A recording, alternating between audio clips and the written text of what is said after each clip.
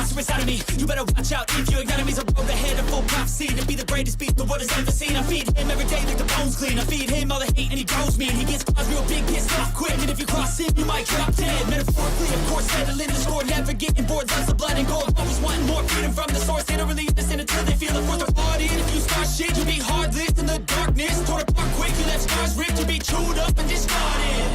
And this world ain't right, won't accept it. Negative energy, I expect it. Once it's in your mind, it's infectious. So fight for your life and reject it. You better give me space, I'm protective.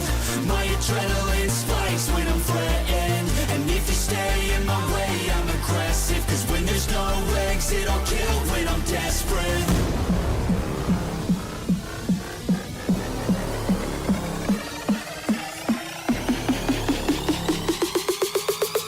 There's no exit, I'll kill when I'm desperate.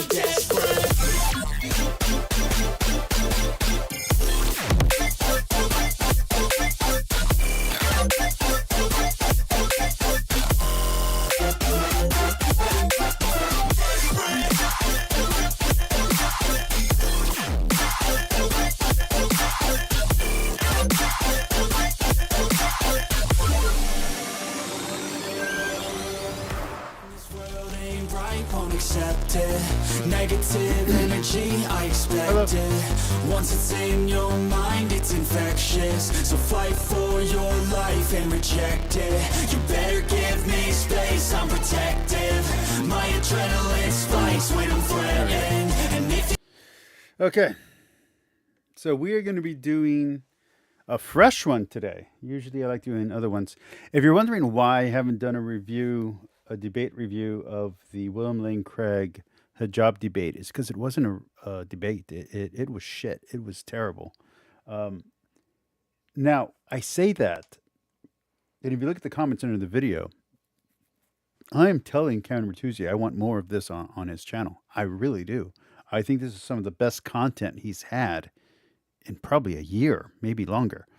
That being said, this was a terrible debate. There was no debate to be had. Some of the best points by William Lane Craig I missed because I was so distracted by how terrible hijab was doing. So in that sense, hijab won the debate because his distractions worked. So that's why I haven't done a review of it yet. I should. I mean, my channel does better with the debate reviews than anything else.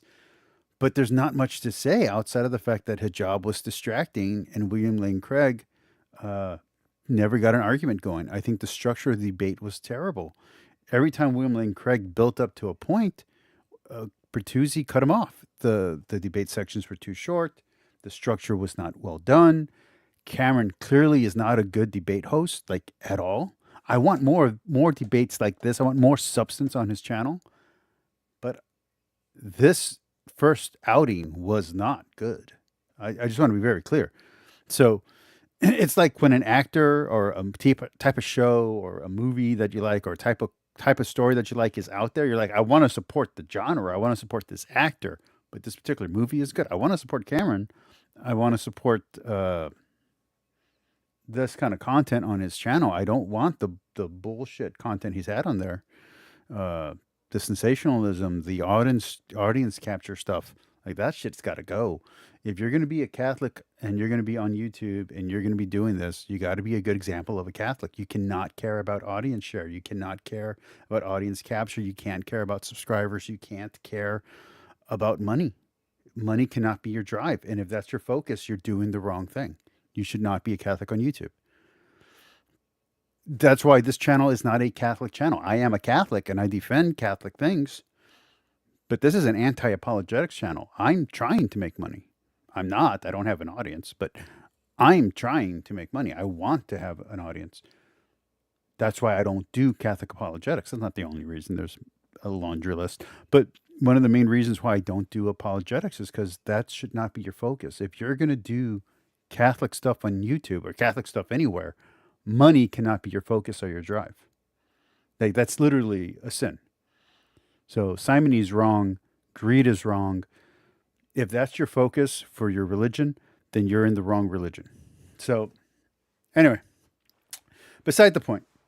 Today we're going to be... So I rarely defend apologetics and I rarely defend apologists.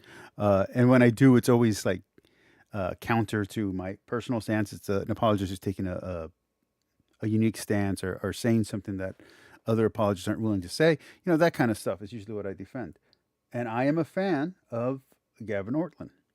This gentleman today that we're going to be watching, Javier, he is defending Gavin Ortlund in the worst way possible. I watched this earlier today. I watched it in pieces because it is way too long. This will probably be 2 nights, if not 3 nights, here on our channel. So hopefully all of you will enjoy this for this week. But this was not good. I want to be very clear. This was crap. This was muckraking. This was distracting. It was off topic. So we're going to get into it. We're going to watch as much of it as we can. We're not going to get through it all in one night. You know, hopefully he sees this and he responds to it. Hopefully Gavin sees this. This was not good. This was not a good defense of Gavin. This was not a good defense of Protestantism. This was crap. Low tier content. Low hanging fruit, as the atheists like to say. So let's get into this. We're going to do about an hour tonight because I work way early tomorrow. Tomorrow evening, though, we'll try to do maybe 2 hours, maybe 3. I was going to actually stream today at 6, but I fell asleep. Just the honest truth. I slept in the afternoon and I slept the entire afternoon away. So I am wide awake, which is not good because I have stuff to do tomorrow morning. So, but here we go. Make sure the volume's all the way up.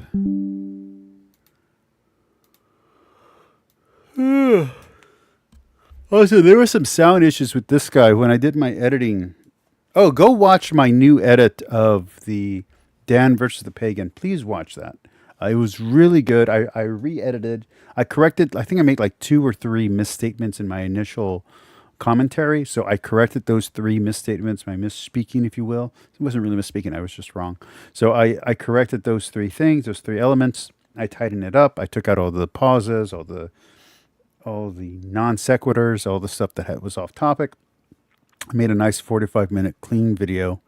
So please go watch that because it was really good. And it was more succinct and it was a much cleaner conversation. All right, let's go. Channel's a place where I like to do theology videos, church history videos, and Protestant apologetics video.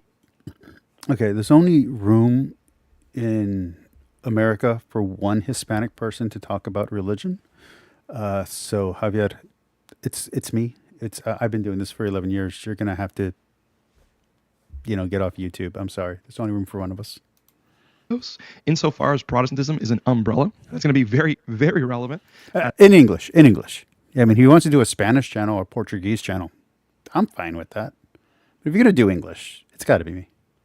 To our video today, as we're going to be responding to Joe Heschmeyer's The One Question That Unravels Protestantism video, which is part 1, and then part 2 is a response to Gavin Ortlund's YouTube short, responding to his first video, right?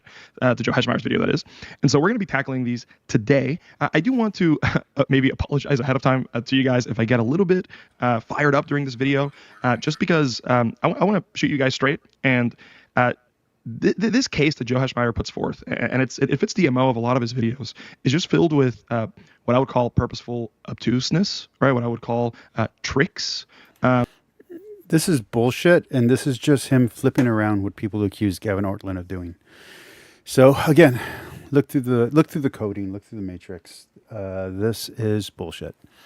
People accuse Gavin Ortlund of doing these things. So all he's doing is turning the accusation around onto Joe Heschmeyer. Joe Heschmeyer is doing none of these things. Joe Heschmeyer does have many faults as an apologist. His biggest fault, his biggest mistakes that he makes is that he doesn't go deep enough in his sources. So he'll go to a general source, like an encyclopedia, dictionary, a commentary, if you will, a gloss. And then from there, he'll look up that source. He'll look at whatever that is referencing, he'll look up that. And then every once in a while, he'll go one source deeper. He never goes to original source material. He never goes to original languages. He doesn't do any of that. So once he gets to a source that agrees with his statement or that, quote unquote, proves his point, he stops there. He doesn't verify the information that he's checking. We've seen this when he talks about purgatory. We've seen this when he's talking about early church councils, when he's talking about theology. So he gets to the church father, agrees with him, and he never gets around to the church fathers who disagree with that church father, with the greater context of what that church father was talking about. So it's incomplete research. He's not a good researcher. He's an amazing apologist.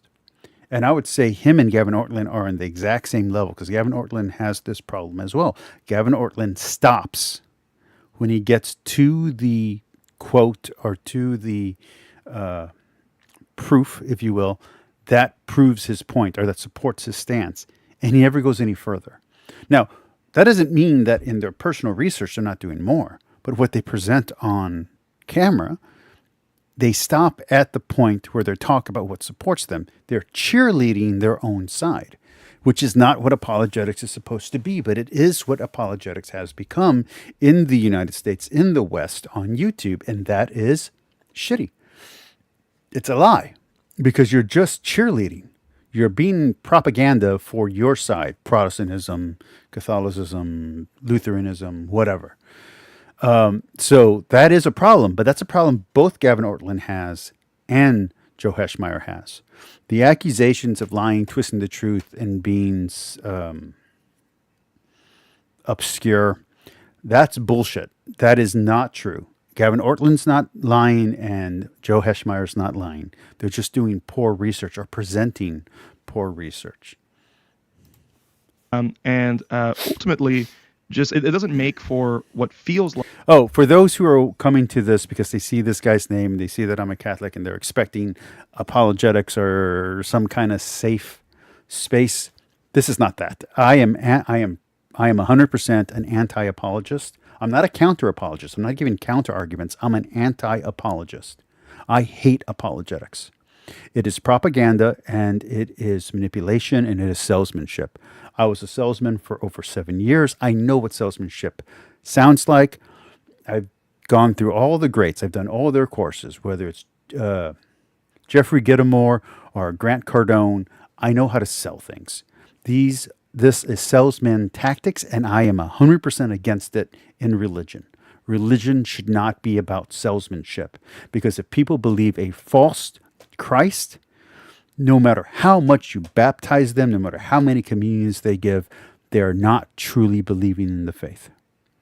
You're giving them a lie and hoping that the sanctification of the sacraments or the membership of the once saved, only saved takes care of the rest. You're making false Christians who worship a false Christ and practice a false faith. That is not acceptable. Like the most robust discussion, right, or a discussion that's actually focused on what matters and on the substance, but rather is focused just on rhetoric and rhetorical bluster, right? And so I want to try to cut through a lot of. See, he says this, but I watched this earlier. He is nothing but bluster. There is no substance in this entire 3-hour video, so I am going to be talking a lot. That, which I would argue is in Joe's video today. And so in part one of his video, once again titled The One Question That Unravels Protestantism, Joe Heschmeyer makes the case that Protestantism's greatest issue is that it cannot answer the following question: which doctrines are essential? This is a thesis of... That is an oversimplification of what Joe Heschmeyer is doing. So Joe Heschmeyer, Mr.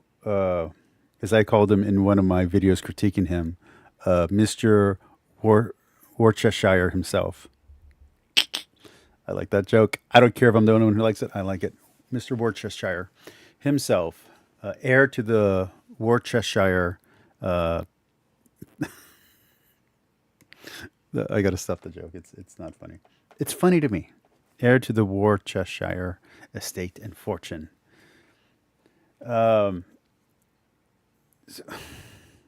It's part of a series debunking, refuting, contesting Protestantism.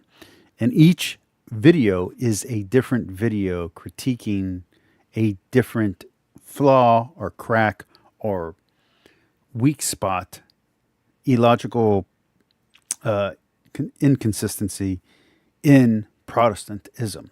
That's what he's doing. And he's going right down the line.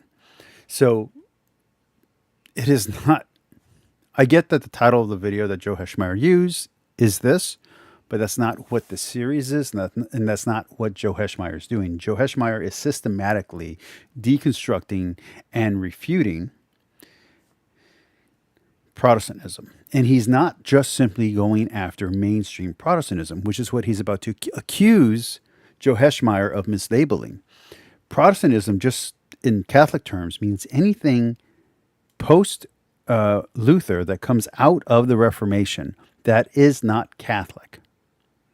So anything that's, whether it's the originals, the original Protestant forms, which is Wesleyan, Calvin, Zwingli, Luther, there's like 4 other ones, or later American iterations that break off, it's all Protestantism. Now, we can argue about what isn't Protestantism, and what isn't Protestantism would be those Christianities that don't fall under the traditional Christian rubrics, which would be Jehovah's Witnesses, which would be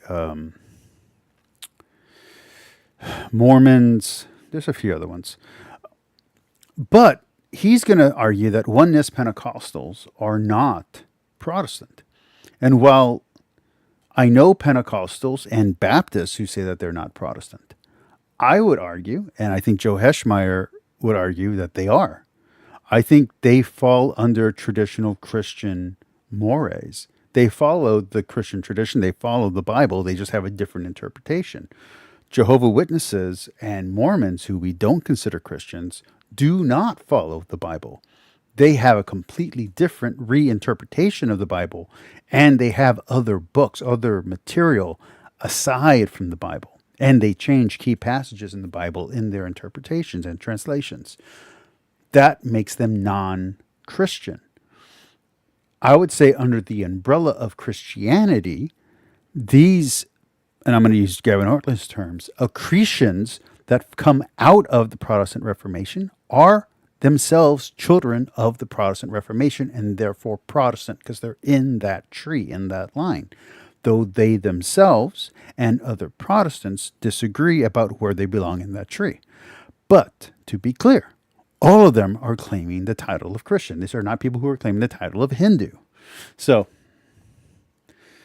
let's just start with that. If you're looking for a textbook definition of what a Christian is, if you're looking for something that's going to be in the study of religion, all of these are Christians. That includes the Mormons and the Jehovah's Witnesses. As a Christian myself, as a Catholic, I do not consider Mormons and Jehovah's Witnesses Christians. I don't. Do I consider Pentecostals Christians? Yes, I do. Do I consider charismatic Christians? Yes, I do. Do I consider oneness Pentecostal Christians? That's debatable. That's debatable. They're on both sides of the Tiber, if you will. They're on both sides of the dividing line, and they're straddling both sides because they deny the Trinity. So they are non-Trinitarian or non-creedal Christians, but they're still within the larger Christian umbrella. And as Protestantism is the way that most Western philosophers and students define Christianity, then they fall under the umbrella of Protestant.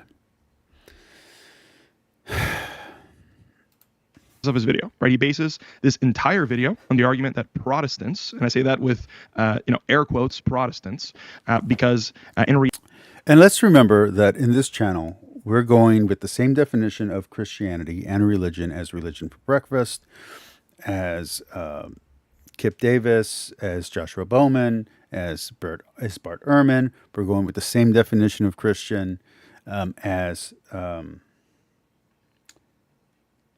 it's not Ready Charts, United Charts. Crap! It's one of my favorite channels, and I can't think of it right now. It's not Ready to Harvest, because Ready to Harvest is also really good. Something charts, useful charts. There we go. We're going with the same definition as useful charts. Okay, so if it's on his menu, if it's on his poster, we're calling it Christian. That's what we're doing. reality, there are several people in the video that Joe Heschmeyer appeals to who either don't qualify as Protestants, as the word is traditionally used, or I'd like to hear your definition of Protestantism. I gave you mine. Let me hear yours. barely do so in the most loose and general sense possible, to the point where, as we'll talk about in a second. Oh, so he's using Roman Catholic here, and they really got to stop doing this. Roman Catholic is a rite. Roman is a rite. Catholic is the church. So if he wants to call it Roman Rite Catholic apologists or Catholic Church apologists, just call it Catholic Church. Don't say Roman, say Catholic Church apologist.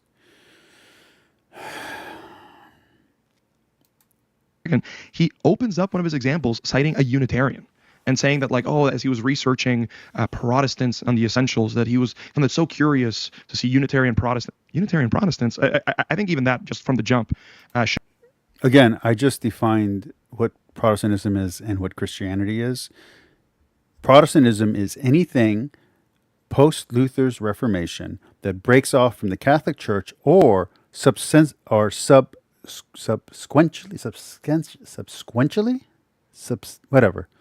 afterwards, breaks off from one of those Protestant Christianities. So anything that breaks off of Anglicanism, anything that breaks off of Baptist, Anabaptist, Calvinism, or Presbyterianism, Wesleyan, what's after Anglican? Lutheranism. There's a few other ones.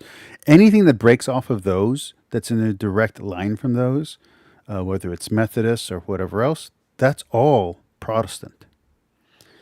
Now, those subsequent denominations that then deny essentials, such as the Trinity, we can then start debating whether or not they are Christian or not. But they themselves are self-identifying as Christian, and some of them self-identify as Protestant. Now, Protestant is a big window, is a big umbrella that covers one branch that shoots off.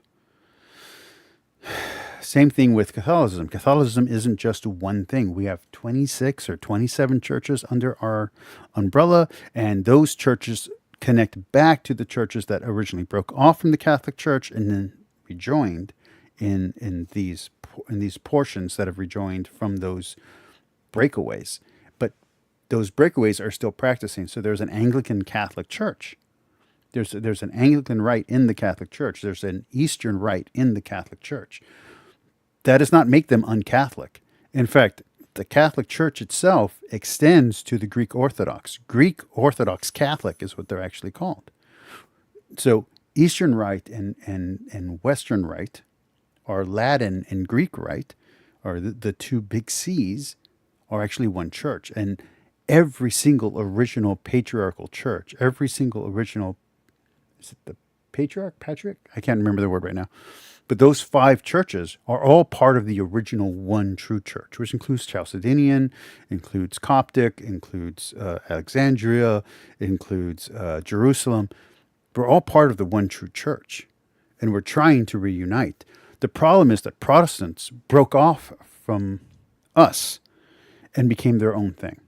And then they had subsequent breaks, including the Puritans and other stuff like that. And so if you're going with his definition of Protestant, even the Puritans can't qualify as Protestant now. That's going to be a big problem for a lot of American Christians. So I do not think he is correct on this. I do not think he's using a philosophical or theological definition of Protestantism. I think he's using a genuistic and maybe even I don't know if it's lingo or jargon here. I would say lingo more, but he's using a very jingoist definition of Protestantism. Should be very frustrating. It is very frustrating to Protestants that are good faith listening to videos like Joe's. And I'm sorry, but it should be frustrating to people who are Roman Catholics or Eastern Orthodox or whoever else it may be who are watching. Okay, if you want to have that kind of respect, stop calling us Roman Catholics. You don't want us to be fucking assholes. Don't be fucking assholes to us. Seriously. Stop being a prick. Stop calling us Roman Catholic. Or realize that just like you can use Roman Catholic as a slur, we can use Protestant as a slur. Joe's videos. I want to be good faith about things because we should understand that these are not Protestants, right? All Protestants are Trinitarian when we look at the Reformation. And so we'll get Wrong. Wrong. Wrong. Wrong. There are many Christianities. And Orthodoxy is not the only type of Christianity. There are heterodox, and there were heretics in the Protestant Reformation. And just because you all were labeled heretics by us, and then you labeled other people heretics and then went to war with them, sometimes for hundreds of years, doesn't mean that they're not part of the Protestant Revolution. Just because you labeled them heretics doesn't mean they don't stem directly from Protestantism.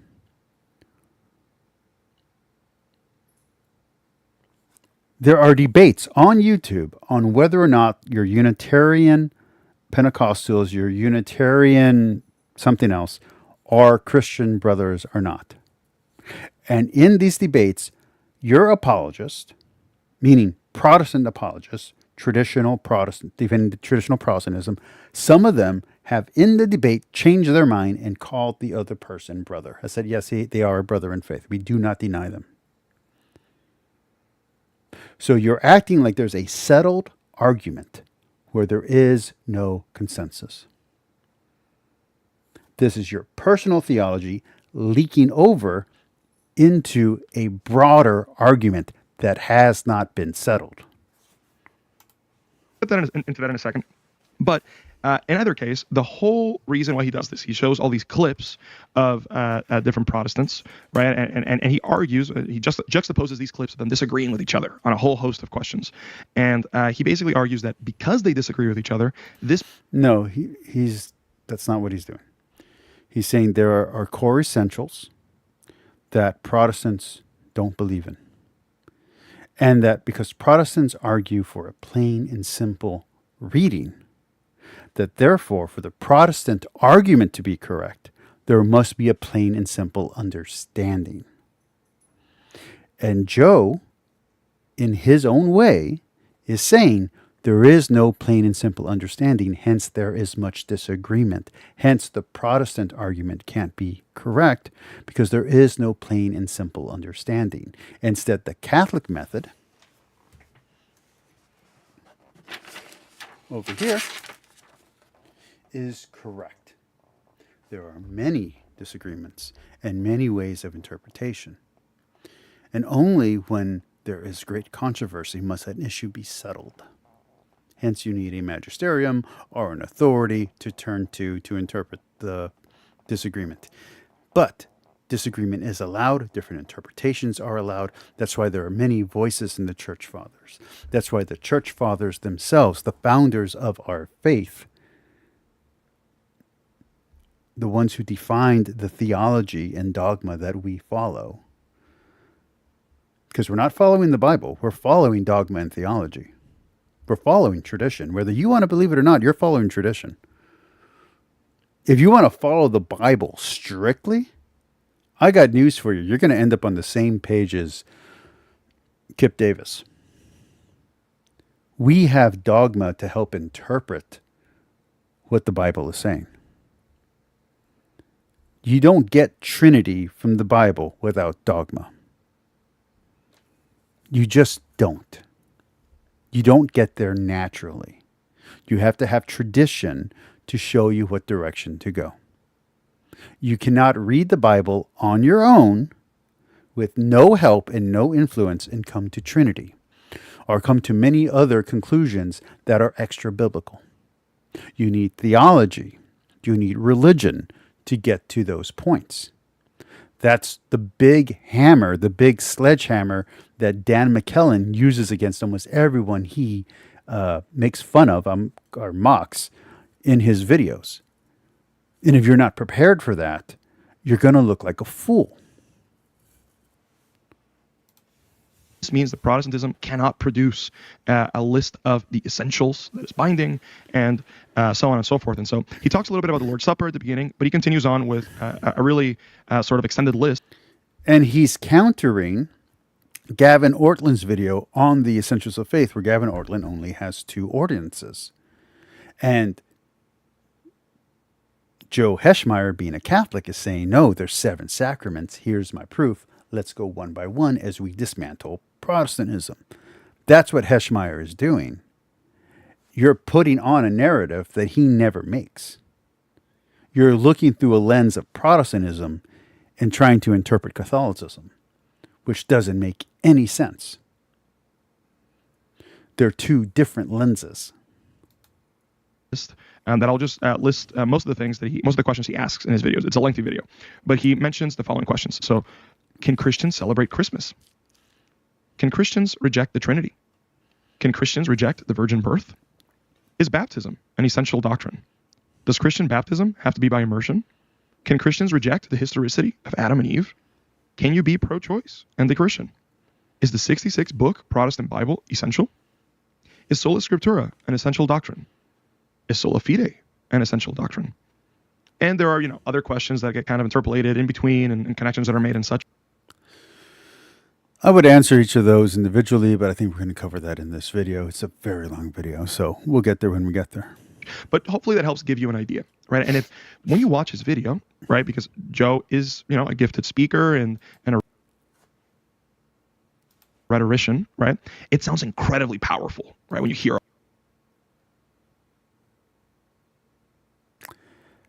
No. all these, especially back to back, even the way that I just read them, but especially when you have Joe showing you all these clips of Protestants disagreeing. And so I think he's missing the point of the disagreement. What Joe is showing is that there's many ways to interpret all of these things, and without an authority, you don't know, because the Bible is open to interpretation. It's open to many, many interpretations. And because you're arguing for a plain and simple text, you should have a plain and simple meaning to the text. But the text does not have a plain and simple meaning. The text is very complicated, and there are many ways to interpret it. And if you're just going based on the literature, if you're looking at the Bible as literature, you can come to legitimate interpretations and different methods of interpreting the Bible, different methods of hermeneutics give you different interpretations. That doesn't mean hermeneutics is wrong. That doesn't mean that interpreting the Bible in these different ways or different lights is wrong. But there has to be boundaries, and these boundaries are set up by the creeds, and the creeds are set up by the councils, and the councils are part of the Catholic Church, the one true holy Catholic Church founded by Christ.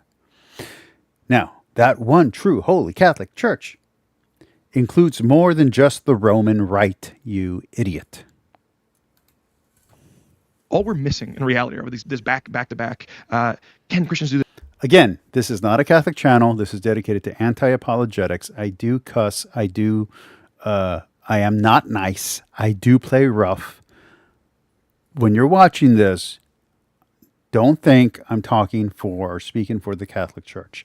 This channel is dedicated to anti-apologetics. I am anti-bullshit.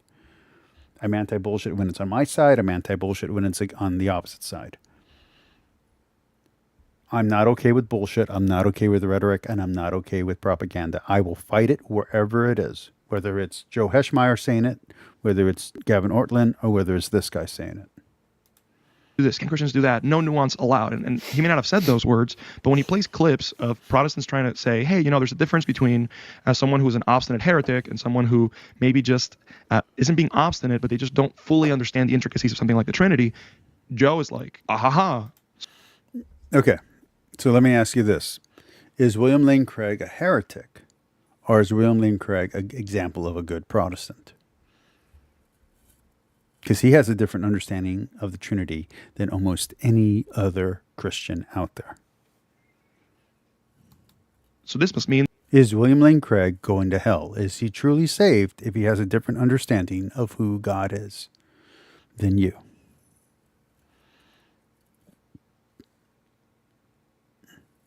I'm asking. If only you had some kind of creed that maybe was approved by the body of the church you belong to. And if only that tradition went all the way back to the beginning of the church and showed its roots and had arguments that goes back to the founders of the faith, and those arguments then go back and try to show where it is in the Bible. And even though it's development and that it comes after, that it's essential as an essential lens for interpreting the Bible correctly, because without this interpretative lens, you have a misunderstanding of what the Bible's trying to teach. If only there was some type of holy or sacred tradition to guide you. No, that couldn't be Joe Heschmeyer's argument. That would make sense. That the Trinity is not essential, right? And so when you hear this flurry, this rapid flurry of... It's not a rapid flurry. He's just simply picking the most popular people to attack. Of questions. And it's like, yes, demanding yes or no answers, right? It sounds incredibly powerful when you first hear it. Really doesn't. All we're missing is the cliche, right? Often debunked, there are 30 million gazillion. So there are many denominations, Protestant denominations. Again, I recommend buying the poster from Useful Charts. It's very helpful. It's very good.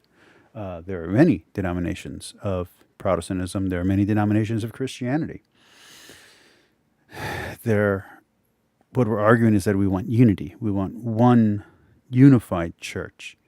And these divisions are problematic when they cannot be rectified.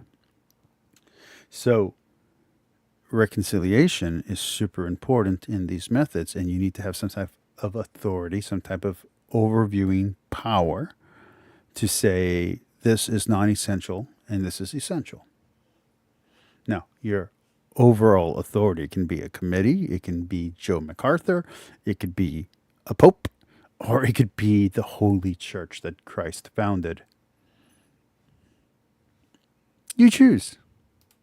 Protestant denominations, out there. And so, man, this is the chaos of sola scriptura, the fruits of the chaos of sola scriptura. That's like...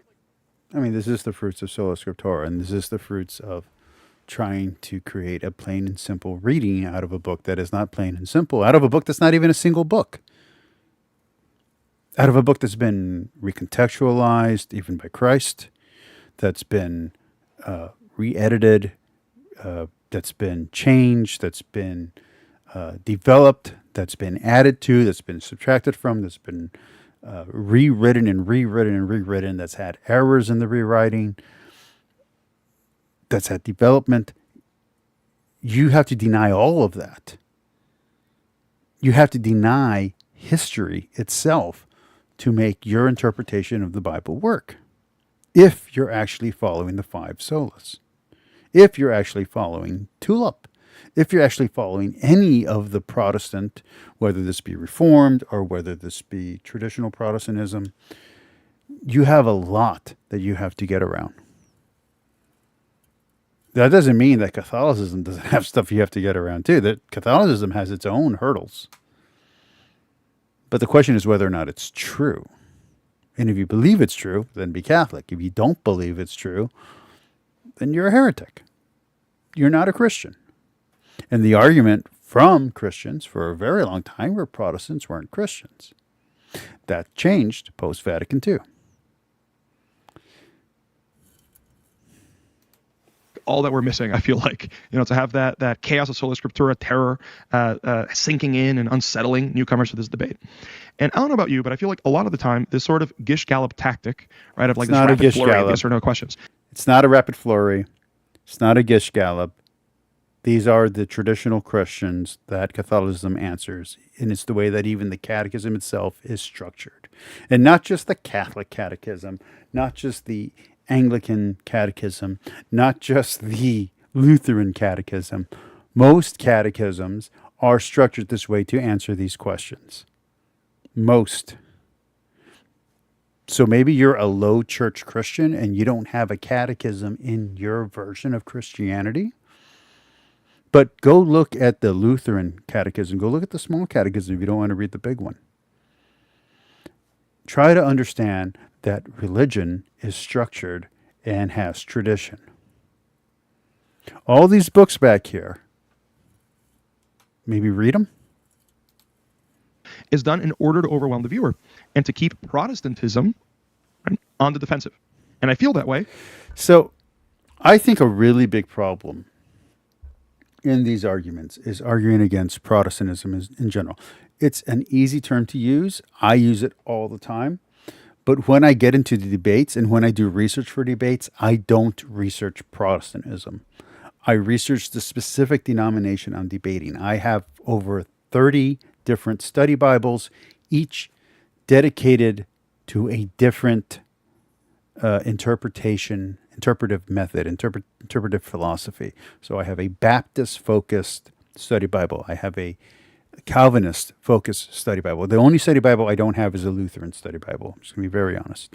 But I have an Anglican. I have many study Bibles that are dedicated to one theology's interpretive method. I have multiple Catholic study Bibles because there's kind of a divide between rad-trads and more scholarly Catholics, put it that way. But besides the point, if you go and you read these different Bibles, these different study Bibles that have commentary concentrated on the different interpretive methods, on the different theologies of different denominations, they don't agree with each other at all. What you get out of a Baptist study Bible and what you get out of an Anglican study Bible and what you get out of a Calvinist study Bible are very different lenses. They're not close. What you get out of Catholic study Bibles as a whole are very close. Their disagreements come in the form of scholarship, mostly modern scholarship. And it's a disagreement on how to present that information, not a disagreement on what that information states. Because that is exactly what it is. That's exactly what Joe Heschmeyer is doing. In fact, right? It's not even close to what Joe Heschmeyer was doing.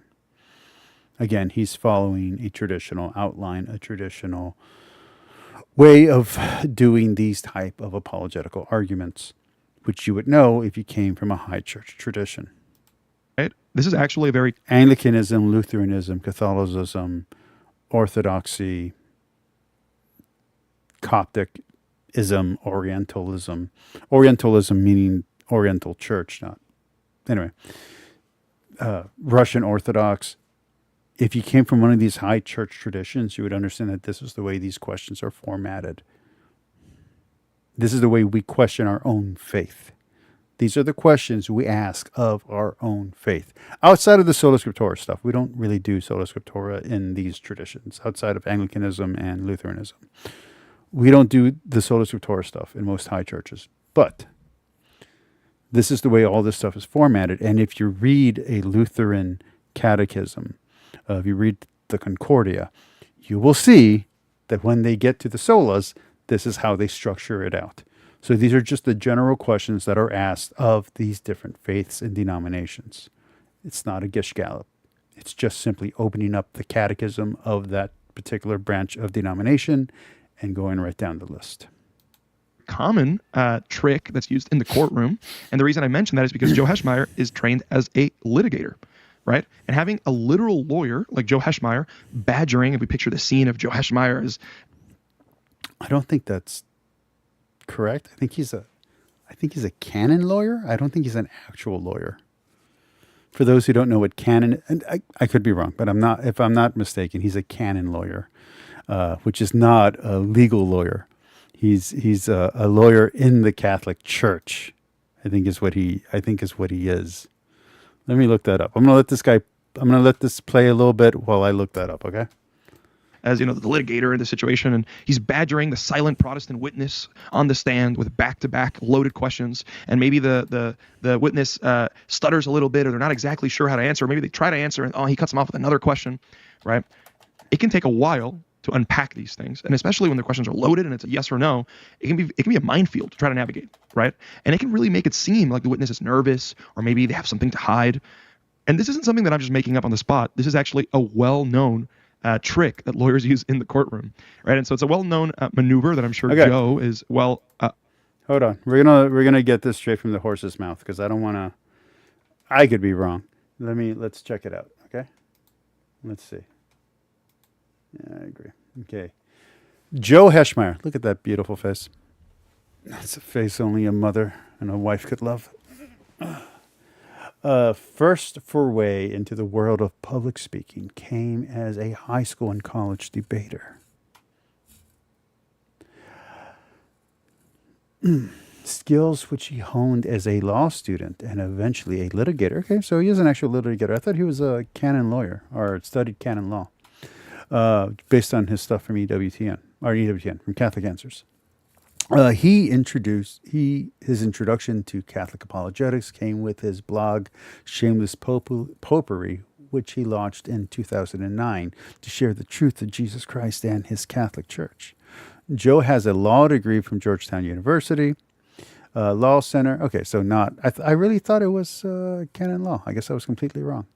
University Law Center in Washington, D.C., a philosophy degree. As you can tell. I'm curious if it's a bachelor's and not a master's or a doctorate. From Kendrick Glennon Seminary in St. Louis, and a theology degree from Pontifical University of St. Thomas. So he has a master's. And Kellum in Rome, and he might have a doctorate in law. So maybe a doctorate in law and a master's and bachelor's in philosophy. Maybe, just by the way you were reading this. He enjoys speaking and debating. I haven't seen him debate, to be honest. On a wide range of issues, including the papacy, the beliefs of the earliest Christians, the Eucharist, and sacramental theology and pro-life issues. I could have sworn I've heard him say that he studied canon law. Today, Joe lives in the suburbs of Kansas City with his wife and children. If you're interested in booking Joe Heschmeyer, blah, blah, blah. So there you go. That's his actual background.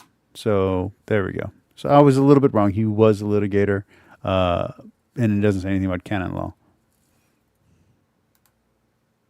But still, I don't like what Javier is saying about Joe here. I don't think that is correct. Because I haven't heard Joe Heschmeyer use Gish Gallop ever. I've just seen him do really bad research. And I mean bad research on a philosophical level. I don't mean like as in he's going to, well, I don't know. They might be bad sources. But I don't mean as in he's never done research. He clearly has graduated from college. But as someone who does research as a hobby, his research when he presents it is not very, very well done. He also doesn't cite enough things to be for my test. Aware of and familiar with. It's called the yes or no trick. And so I'm going to read you guys here a quote from Calibre or Calibre, I'm not sure how to pronounce it, Press Training Network, which is a network for training actually policemen for how to act in the courtroom and these sorts of things. And they say the following, quote, "A trick is used by an attorney who knows you're telling the truth, and the truth hurts his case. The attorney tries to make it appear that you're lying or incompetent, or tries to make the facts different from what they are. Tricks are something you have to face almost every time you testify. If you learn to recognize and deal with them, you can wrest control of your testimony away from the defense attorney and back into your hands." Yes. Also, in that There's an assumption here that he was a defense attorney and not a prosecuting attorney. And also, I didn't see him. It said litigator. I didn't see it say anything about being a practicing attorney. So I do not know, and he does not know, at least from what he's presented, if Joe Heschmeyer ever actually practiced law. So that's another thing to consider here. Yes or no? There's whether or not Joe Heschmeyer actually passes LSTAT, whether he's actually licensed to practice law in any state, none of that is known to us currently based on what we just read. It might be, he could be, but we don't know that. Trick used by defense attorneys is to ask you So these are assumptions. questions that require an explanation. But then they try to limit your Assumptions that could be true, to be fair, but they are assumptions. answers to a simple yes or no. They orchestrate these questions in such a way that your answer will create a false impression. Don't fall for it. And so we're not going to fall for this today, right? We could sit here and I could try to give all these reasons why. Here's my list of essentials. Here's how we defend it from Scripture. We're going to go 10 more minutes, guys, because like I said, I have to get up very early tomorrow, and I took a very long nap this afternoon. I am not tired at all, so I need to exercise. I need to burn off some energy and fall asleep. So we're going to go 10 more minutes, then we'll play the music after the 10 minutes. We'll go until he finishes a point. And tomorrow we'll continue on. Like I said, we're going to try to get on through this entire video this week. It's probably going to take 3 days or 4 days. If I am not I am a Catholic, but this is not a Catholic channel. This is not a Christian channel. So he might not take this invitation. But Javier, if you want to come on my show and you want to talk to me, you want to debate me, you're welcome to come on. I will argue with you. I do not agree with you in any kind of way. This is not a me and Kevin Jen situation or a me and the Cade situation where I personally love the guy and I don't have any actual disagreements. I have real disagreements with you. So we can definitely have an argument here. But I think both of us as Christians can be discerning and self-controlled enough not to yell at each other. And I think we could have a very interesting debate. To be fair, this is 8 minutes and we've gone 1 hour on 8 minutes of video. So no, we can definitely have a conversation, you and I. So you're welcome on my channel. I'm going to be doing this till Thursday. If I don't finish your video, maybe we could do something on Friday. Maybe you could come on Saturday. Saturday's usually not a great day for me, but we could work something out. We could find a time. So I'm inviting you, Javier, to my show, my channel, my audience, and for us to argue with each other about your claims here. We can argue a little bit about Protestantism versus Catholicism. We can argue about how to define Protestantism. I'm going to question you a lot if you do come on, if you're brave enough to come on. But yeah, I'm challenging you. I'm asking you to come on my show every day, Monday through Thursday, 10:30 to midnight. That's when I stream. And all that would happen is one of a few things. Either one, Joe would simply say that or he would jump into a whole new set of questions, or he would simply argue that they weren't answered well enough to his liking, or he might argue that, oh, well, here, let me play it. Maybe I would end up in a clip compilation, and we'll have our own clip compilation here in a second. Maybe I would end up in a clip compilation, with a bunch of other Protestants. So I don't know if you saw that, but we just saw a tell. So here, watch his face. Watch right here.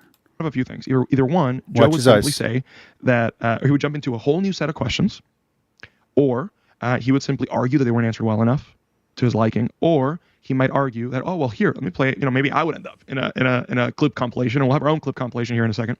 Maybe I would end up in a clip compilation, with a bunch of other Protestants. You see it? One more time. Compilation here in a second. Maybe I would end up in a clip compilation, with a bunch of other. So he knows he's doing. He knows he's either being illogical or he's jumping to conclusions. So that's called a tell. So he either knows he's being dishonest, or he knows that what he's saying is not logically sound, and he's trying to process what he wants to say. Maybe he's fighting off a thought. Other Protestants disagreeing with me, right? And so the reason we're not going to fall for this trick, right, is because instead of falling into a rhetorical trap that just meant to make someone look flustered or look bad or set him up for another clip fest, right, I would like to take a shortcut today and simply expose Joe's tricks and bad. Again, Joe's not using any tricks. If you want to say Joe's using tricks, and you have to say that Gavin Ortlund's use and tricks, because Gavin Ortlund and Joe Heschmeyer are the two most alike apologists on YouTube, and they both happen to be on opposite sides. Joe Heschmeyer representing Catholicism, Gavin Ortlund representing historic Protestantism. They are very similar in tactic, very similar in presentation and style, very similar in expression, very similar in research methods, and in presentation of material and quality of work. So I would say Joe Heschmeyer and Gavin Ortlund are perfect opponents for each other. I would love to see them debate each other. But if you're going to accuse Joe Heschmeyer of something, you have to be able and willing to accuse Gavin Ortlund of the exact same thing and not be biased and take sides here. I have made many videos criticizing Joe Heschmeyer. I myself am a Catholic. I myself believe in purgatory, but his video on purgatory was fallacious. He made statements that when you went beyond his references, so they were in the book that he was referencing and they were in the book that that book referenced, but if you went beyond that, you found out that they weren't true. They weren't correct. They were incorrect assumptions. What was he referencing? He was referencing the Jewish, I think it was the Jewish Encyclopedia or the Jewish Christian Encyclopedia, and that reference was not a good reference. If you actually went to its material that it references, and then you went to the material that that material referenced, you found different conclusions and different statements. That was an error in research. That was not an error in presentation. Reasoning for what they are when it comes to this topic. And so, and again, just to be clear, Joe, if you're watching this, or if one of Joe's fans are watching this, I don't think you're like a bad person. I don't think that, you're sitting there laughing maniacally, right, at this stuff. I just think that I'm a bad person. I'm 100% a bad person. I'm a bad guy. I'm a good guy. I mean, I help people, but I'm also a bad person. I'm not Joe Heschmeyer. I don't pretend to be. If you're watching this channel, you know I'm a sinner. And, I'm reaching out to fellow sinners, and I'm saying God loves you too. So. You know how to be rhetorically aggressive and rhetorically effective in the courtroom and otherwise. And that's called poisoning the well, for those that don't know. I think that you're building up defenses here for a really bad argument that you're hoping people are just going to buy on the rhetoric. And I mean, that's just apologetics in general. I would just like to cut through the noise, and instead of addressing every single one of... You've done nothing but make noise. You've said nothing substantial for, where are we at? 11 minutes. You've said nothing substantial. You haven't said a single thing. I mean, I'm grateful because I'm now able to make an hour-long show out of this, but you haven't said a single thing. You're way more long-winded and blustery than Joe. Your charges against this big, scary boogeyman of Protestantism, I would like I said, and like I was saying earlier, I would like to have Catholics stop saying Protestantism in general unless they're talking about the larger creature that is those things that broke off from the Catholic Church. I would like to see Catholics start speaking about individual denominations and attacking and countering individual denominations' beliefs. It's not hard to do. I'm an idiot, and I was able to buy these books, and I was able to read the different confessions of different denominations, and to read the different, you want to call it dogmas of these different denominations and different faiths. I've done it for Protestantism. Look what just happened. I've done it for Jehovah's Witness. I've done it for different branches of Judaism. I've done it for, I'm doing it currently for Mormonism, although I've kind of stopped because I'm doing something else now. I've kind of switched projects. I've done it for Calvinism. I've done it for Presbyterianism and Baptist Reformed. I've done it for Anglicanism. I've done it for Lutheranism, although Lutheranism is a much bigger project that I haven't finished. I've done it for Orthodoxy. I've done it for a little bit for Russian Orthodoxy. I haven't done it for Copticism, although I want to.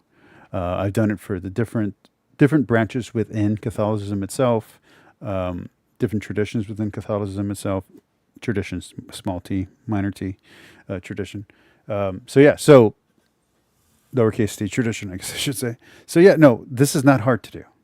It can be done. So I do want Catholics to stop using Protestantism, capital P, and start using the individual denomination that you're attacking and going after. A great resource for this, although their material is subject, in my opinion, would be the Oxford A Very Short Introduction. And just pick a different denomination and just go through the very short introduction, look at the reference material, and then go read that. Maybe read a pro whatever denomination book, kind of get their core beliefs down, and then attack that specific denomination, and don't attack big P Protestant, because big P Protestant doesn't exist. That's actually part of the problem with Protestantism, is that there is no Protestantism. There's just a bunch of disagreeing voices. That's part of the problem. Like to make a different kind of video today. So I would like to demonstrate the glaringly obvious double standards in Joe's argumentation, and demonstrate how if his argument... Okay, so we're at the 1 minute, we're at the 1 hour mark. I think it's a perfect place to start off. Tomorrow, let's go to the big screen, and then we will go to the music. So I would like to thank all of you for watching tonight. I know it was a small audience today. Tomorrow night, 10:30 to midnight, assuming everything goes well, we will be doing this. I might do a super secret bonus stream earlier in the day. I don't know. It depends what I'm up to. I got to do some important things here around the house, so I don't know. That being said, I love you all. Don't forget my message, and I don't always say it, but I try to say it. Forgive everyone for everything. Remember, God forgives you. And so, forgive your enemies, forgive your neighbors, forgive yourself, forgive your family, and then love your enemy,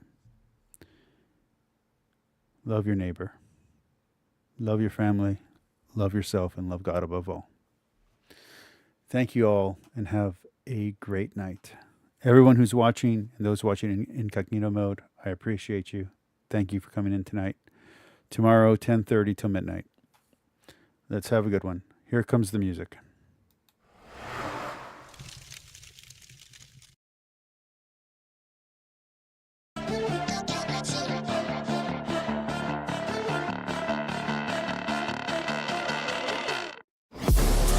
Inside of me, you better watch out if your enemy's a road ahead of full prophecy to be the greatest beast the world has ever seen. I feed him every day like the bones clean. I feed him all the hate and he grows me, and he gets caused real big, pissed off quick. And if you cross him, you might drop dead. Metaphorically, of course, settling the score, never getting bored. Loves the blood and gold, always wanting more freedom from the source. They don't really listen until they feel the force of thought in. If you start shit, you'll be heartless in the darkness. Torn apart quick, you left scars ripped, you'll be chewed up and discarded.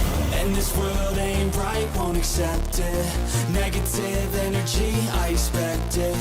Once it's in your mind, it's infectious. So fight for your life and reject it. You better give me space, I'm protected.